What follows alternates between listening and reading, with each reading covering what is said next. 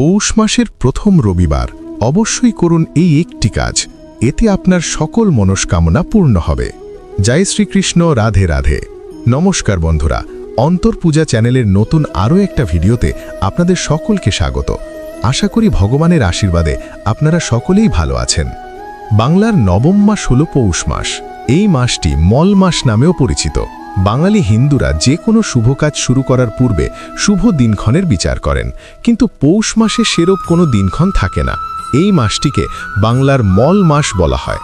পৌষ মাসে সূর্য অবস্থান করে ধনু রাশিতে, অর্থাৎ বৃহস্পতির ক্ষেত্রে। বৃহস্পতির দুই ক্ষেত্রে রবি অবস্থান করলে বিশেষ কোনো কাজ না করাই ভালো বলে মনে করা হয়। তাই পৌষ মাসটিকে শুভ কাজ করার জন্য উপযুক্ত মনে করা হয় না। কিন্তু এই মাসে বিশেষ এমন কাজ রয়েছে যা করলে ভালো ফল পাওয়া যায়। চলুন জেনে নেওয়া যাক সেই কাজ সম্পর্কে।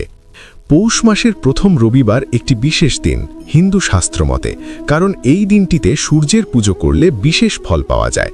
পৌষ মাসের প্রথম রবিবার এই দিনটি সূর্যের আরাধনার জন্য বিশেষ গুরুত্বপূর্ণ, কারণ এই দিনটিতে সূর্যের বিশেষ পুজো করলে শুধুমাত্র সূর্যদেব প্রসন্ন হন এমনটা নয়, এই দিনটিতে সূর্যের আশীর্বাদ আপনার রাশিতে সূর্যের অবস্থান আরও শক্তিশালী করে।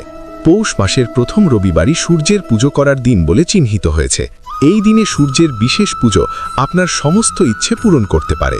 সূর্যদেব বা আদি পঞ্চদেবতার একজন, এই সঙ্গে কলিযুগে দৃশ্যমান দেবতা হিসেবেই তাকে বিবেচনা করা হয়। সেখানে সূর্যকে গ্রহের রাজাও বলা হয়। বিশ্বাস করা হয় সূর্যের আশীর্বাদে যে কোনো ব্যক্তি সম্মান আর খ্যাতি লাভ করতে পারে। এই অবস্থায় সূর্যদেবকে জল নিবেদন করা অত্যন্ত শ্রেয়। সূর্যদেবকে তুষ্ট করার জন্য প্রতি রবিবার সূর্যোদয়ের আগে ঘুম থেকে উঠুন।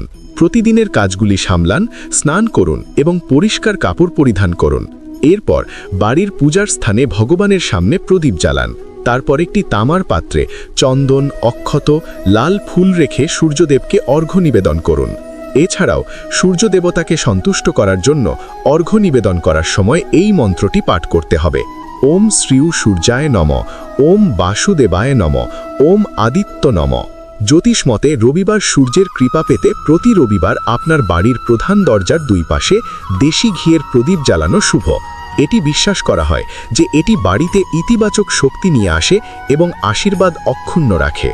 এই দিন সূর্যদেবকে অর্ঘ্য নিবেদনের পাশাপাশি মা লক্ষ্মীর পুজো করলে জীবনে যেমন আর্থিক দিক থেকে উন্নতি লাভ করা যায়, ঠিক তেমনই বজায় থাকে জীবনে সুখ শান্তিও। তবে চলুন জেনে নেওয়া যাক এই দিনে কিভাবে মা লক্ষ্মীর পুজো করলে শুভ ফল লাভ করা যায়। এই মাসে মা লক্ষ্মীর বিশেষ পুজোর জন্য প্রয়োজন কয়েকটি কুড়ি, কয়েকটি গোটা সুপুরি, 1 টাকার কয়েন, কয়েকটি হরিতকি আর কয়েকটা কাঁচি হলুদ। এর সঙ্গে ফুল, দূর্বা ও আম্রপল্লব রাখতে হবে।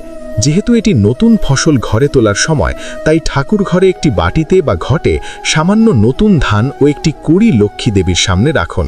বিশ্বাস করা হয় এতে সারা বছর বাড়িতে অন্নের অভাব হয় না। এরপর সাধারণ পুজোর নিয়ম অনুযায়ী লক্ষ্মীর ঘট স্থাপন করে তাতে গঙ্গাজল ভরে তাতে একটি হরিতকি, একটি কড়ি, একটি কাঁচি হলুদ, একটি গোটা সুপুরি রাখুন। ঘটের গায়ে সিঁদুর দিয়ে স্বস্তিক চিহ্ন এঁকে নিন। ঘটের ওপরে আমপল্লব নিয়ে ওপরে একটি হরিতকি রাখুন। প্রতিটি আমের পাতায় সিঁদুরের ফোঁটা দিয়ে দিন। পুজোয় ফল বা মিষ্টি দিয়ে নৈবেদ্য সাজিয়ে নিন। এরপর ধূপ ধুনো জ্বালিয়ে নিন। এই মঙ্গল ঘট স্থাপনের পর আপনাকে উচ্চারণ করতে হবে বিশেষ মন্ত্র: ওম শ্রীং লক্ষ্মী দেব্যই নম। এই মন্ত্র উচ্চারণ করে আপনার মনস্কামনা জানান মা লক্ষ্মীকে। আজ সন্ধ্যায় তুলসী তলায় এবং ঠাকুর ঘরে অবশ্যই ঘিয়ের বা তেলের প্রদীপ জ্বালান। এতে নেতিবাচক শক্তি দূর হয় এবং সংসারে শান্তি বজায় থাকে। পুজো শেষে ঘট তুলে ফেলার পর ঘটের জল কোনো পুকুর বা জলাশয়ে ফেলে দেবেন, কিন্তু এটি জলাশয়ে ছাড়া যেখানে সেখানে ফেলবেন না। শাস্ত্র মতে এই মাসে লক্ষ্মী দেবী ঘরে অবস্থান করেন, তাই এই মাসে বাড়িতে কোনো দরিদ্র অসহায় মানুষ এলে তাকে খালি হাতে ফেরাবেন না। মা লক্ষ্মীর আশীর্বাদে আপনার জীবনে সুখ শান্তি বজায় থাকুক। বন্ধুরা, এই ছিল আজকের ভিডিওটি ভালো লাগলে অবশ্যই লাইক করে চ্যানেলটি সাবস্ক্রাইব করে রাখুন আর কমেন্টে ভক্তি ভরে লিখুন জয় শ্রীকৃষ্ণ, রাধে রাধে।